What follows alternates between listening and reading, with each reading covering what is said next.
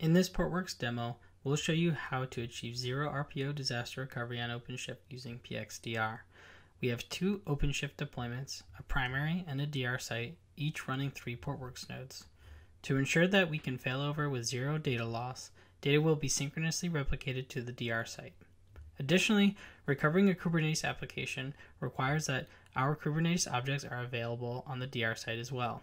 So PXDR will continuously synchronize all our Kubernetes objects. This will allow our application to be recovered with zero data loss and very low RTO in the event of a failure. Finally, we'll show that the application can move back to the primary site when it recovers. Let's get started. Here are our two OpenShift clusters. On the left, you'll see our primary site. On the right, you'll see our DR site. Our primary site contains the demo project, which will run our application. The DR site does not yet have this project. This is what we'll be failing over for our DR demo. You can see there's one Portworx cluster, which has a total of 6 nodes, 3 in each cluster, as we mentioned before. Our primary site's connected to our DR site via a cluster pair.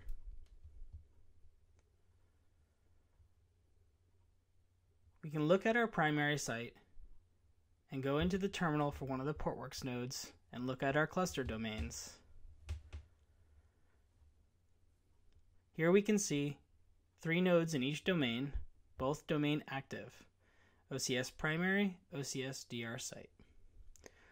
We'll show how one of these sites becomes not active or not in sync during our failover. The application runs 2 deployments. This is the application architecture. It has a service and 2 deployments of a web server and a Postgres database.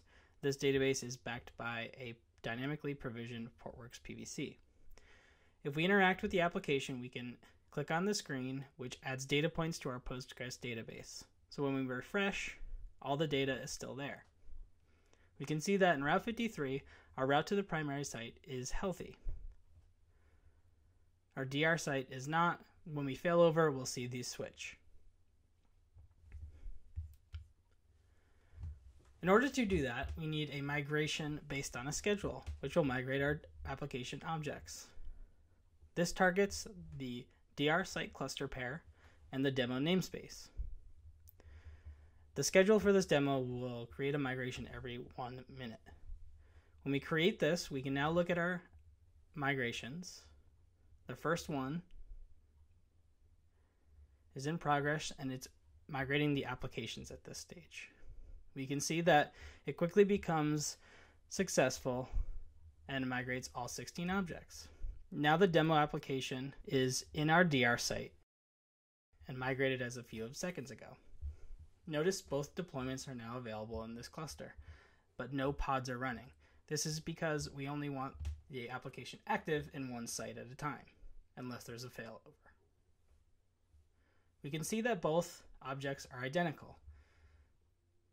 They each have labels app of K8 as counter. But what if we edit the primary site?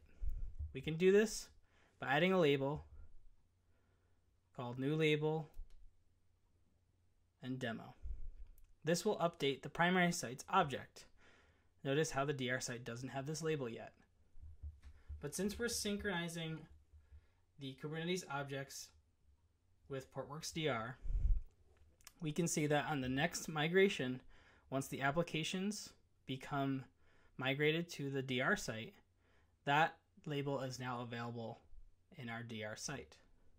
You can see it's created as of a few seconds ago. Now, in order to actually fail over the application, we have to do a few things. We'll run a script that does these and explain it as it goes along.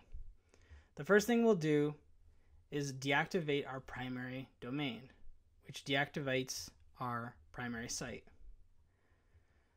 We can watch the domains until the primary site becomes out of sync or not active. We can see it's not active, it's not in sync, and now we can turn off the application on the primary site and turn it back on by activating our migration in the DR site. We can see now in both clusters that the DR site has our pods running and our primary site is scaling everything down to 0.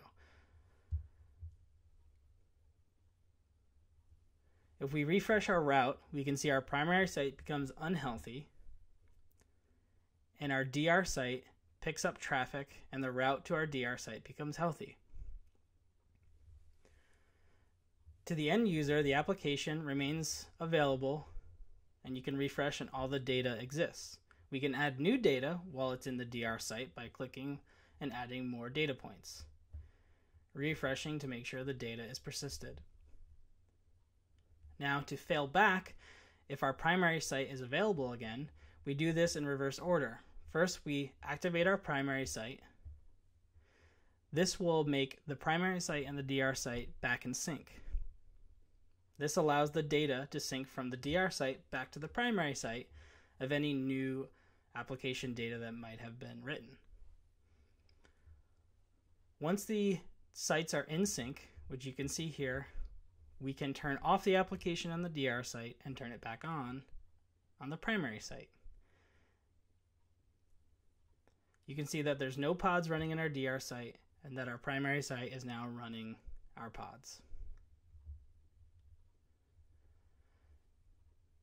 If we check out Route 53, we can refresh and see our DR site is now unhealthy because it's not running the application anymore. And our primary site becomes healthy and serves the route to our application. Now, from the end user, all the data is still there, and we can continue using the application, adding more data.